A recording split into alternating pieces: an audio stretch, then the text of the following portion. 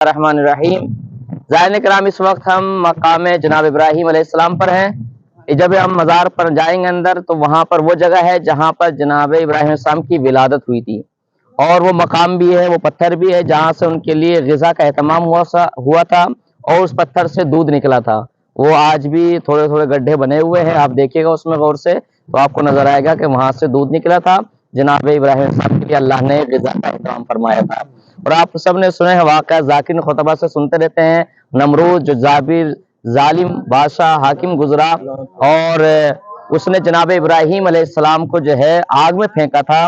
تو یہ وہ مقام ہے، آپ سامنے دیکھیں، منجنیق بنائی تھی، چاروں طرف آگ پھیلی ہوئی تھی، اتنی آگ اکٹھا کی گئی تھی لکڑیاں کہ اوپر سے اگر پرندہ بھی چلتا تھا تو جل کر خاک ہو جاتا تھا۔ لیکن جب جناب ابراہیم کو پھینکا گیا تو جناب ابراہیم کو جاتے ہوئے سب نے دیکھا، لیکن جب آگ میں پہنچے تو اللہ کا کرم اور معجزہ اور کرامت یہ ہوئی کہ آگ گلزار بن گئی۔ جناب ابراہیم علیہ السلام اس میں عبادت کر رہے تھے، اور جبکہ فرشتہ آیا اور کہا کہ ابراہیم تمہیں کچھ مدد چاہیے، تو جناب ابراہیم نے کہا نہیں، جس کے لیے میں نے عبادت کی ہے اور جس پر میں نے ایمان رکھا ہے میں صرف اسی سے مدد چاہتا ہوں۔ اللہ پر ایمان رکھنا، اعتقاد رکھنا، یہ توکل کرنا خدا پر، یہ سب سے بڑی بات ہوتی ہے۔ اللہ ہر مرحلے میں سب کو کامیابی عطا کرتا ہے۔ تو تمام زائرین کی صحت و سلامتی کے لیے بآواز بلند صلوات۔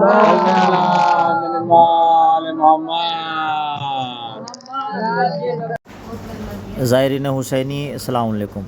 یہ بلند ٹیلہ جو آپ کو نظر آ رہا ہے، یہ وہ بلند ٹیلہ ہے کہ جس کے اوپر نمرود بیٹھا ہوا تھا، اور یہ وہ جگہ ہے کہ جس جگہ آگ اور لکڑیوں کو نمرود نے جمع کرایا تاکہ خلیل خدا کو آگ کے حوالے کر دیا جائے، اور لوگوں میں یہ پروپگنڈا اور غلط فہمی پھیلا دی کہ ابراہیم کوئی اچھا انسان نہیں ہے، ایک غلط انسان ہے، اور جو جتنا زیادہ لکڑیاں ابراہیم کو جلانے کے لیے دے گا اس کو اتنا ہی زیادہ ثواب ملے گا۔ بھولے بھالے عوام اس کے کہنے میں آ گئی، آگ لکڑیوں کو جمع کر دیا گیا، آگ کو روشن کر دیا گیا۔ تاریخ میں ملتا ہے کہ آگ کی لپٹیں آسمان سے باتیں کر رہی تھی، کوئی پرندہ اس کے اوپر سے نہیں گزر سکتا تھا۔ خوب آگ کو جلایا گیا، اور پھر اس وقت جناب ابراہیم، ظاہر ہے کہ آگ اتنی روشن ہے تو جناب ابراہیم کو لے کے آگ کے قریب کون جائے، لہذا منجنیق کو تیار کیا گیا تاکہ منجنیق کے ذریعے جناب ابراہیم کو آگ کے حوالے کر دیا جائے۔ جب آپ کو آگ میں ڈالا جا رہا تھا اس وقت جناب جبرائیل نے کہا کہ پروردگارا، تیرا خلیل آگ کے حوالے کیا جا رہا ہے تو کیوں خاموش ہے؟ خدا نے کہا چاہتے کیا ہو؟ کہ میں یہ چاہتا ہوں کہ تمہارے خلیل کی مدد کروں۔ خدا نے اجازت دی، جناب جبرائیل جناب ابراہیم کے پاس پہنچے اور کہا کہ آپ کی کوئی حاجت ہے؟ تو جناب ابراہیم نے کہا کہ حاجت تو ہے، لیکن اس سے ہے، تم سے نہیں ہے، جس سے میری حاجت ہے وہ مجھ کو دیکھ رہا ہے۔ اور یہ جو ابھی چند لمحے پہلے آپ نے ایک بلند ٹیلہ دیکھا تھا، اور اس کے اوپر ایک دو غلیل ٹائپ سے مینار نظر آیا تھا، بہت بلند مینار نمرود نے بنوایا ہوا تھا جس کے اوپر نمرود بیٹھا ہوا تھا۔ اس کے بارے میں کہا جاتا ہے کہ اس کے اوپر نمرود بیٹھا ہوا تھا اور اس نے ایک تیر آسمان کی طرف روانہ کیا۔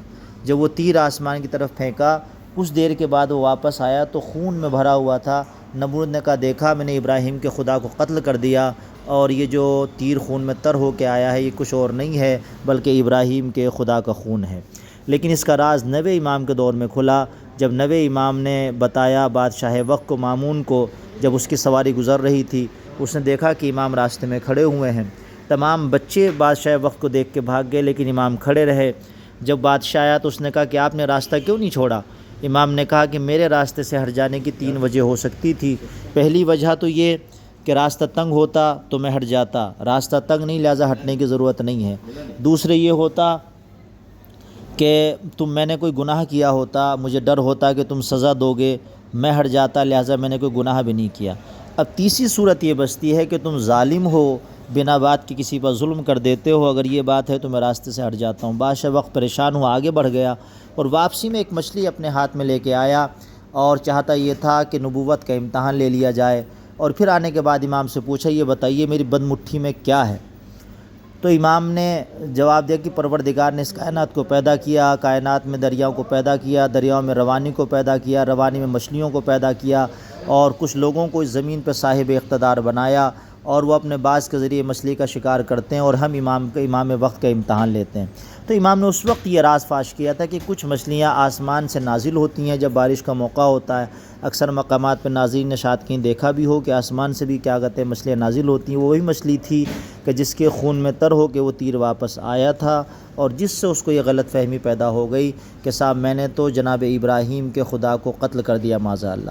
آپ دیکھیں ہر دور میں متکبرین پیدا ہوتے رہے ہیں، خدائی کا دعویٰ کرنے والے پیدا ہوتے رہے، لیکن جو جتنے غرور کے ساتھ اٹھا پروردگار نے اسی اعتبار کے اس کو غرور کو ختم کر دیا، اور جو انسان ذریعہ بناتا تھا اہل بیت کو رسوا کرنے کا، اہل بیت کے لیے پروردگار اسی کو وسیلہ بنا دیا کرتا تھا ان کی عزت کا، ان کی افضائی کا، ان کی فضیلت کو ظاہر کرنے کا۔ تو یہ آپ نے ابھی زیارت کی ہے جناب ابراہیم کی، یہی وہ مقام ہے۔ والسلام علیکم۔